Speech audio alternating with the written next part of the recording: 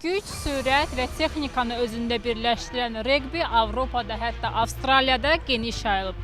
Vaxtilə bu idman növünə ölkəmizdə də maraq göstərilirdi. Lakin son illər reqbi idman növünün arxa plana çəkildiyini desək, yanılmarıq. Reqbiyə bənzər oyunlar bir çox xalqlarda antik vaxtlardan mövcud olub.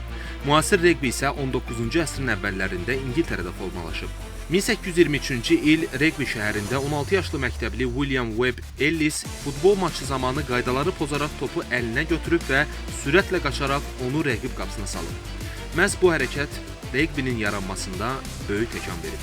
Bu oyunu bir dəfə oynayan adam üçün çox maraqlı gəlir.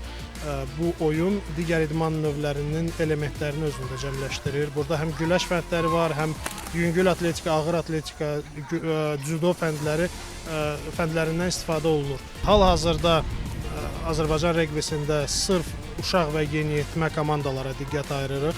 Reqbi Yeni Zelandiyada, Okeaniyada və Walesdə bir nömrəli milli idman hesab edilir. Avstraliyada və Cənubi Afrikada isə yalnız kriketdən sonra daha çox izlənilən idman növüdür. Həmçinin Amerika qitəsində bu idman növünə böyük maraq var. Ölkəmizdə də reqbi ilə məşğul olurlar. Onlar əsasən yeniyetmələrdir. Reqbi ilə məşğul olmaq üçün fiziki cəhətdən möhkəm və cüssəli olmaq vacib amillərdəndir. Əsasən uşaq və yeniyetmələr bu idman növünün sirlərini daha tez mənimsəyir. Bəs ölkəmizdə seleksiya işləri necə aparılır? Bizim məqsədimiz gələcəkdə milli yığma komandanı sırf yerli kadrlardan formalaşdırmaqdır. Ona görə də düşünürük ki, bütün idman növlərində olduğu kimi bünövrə uşaqlardır və biz uşaq reqbisinə tam fikrimizi yönəldirik hal-hazırda.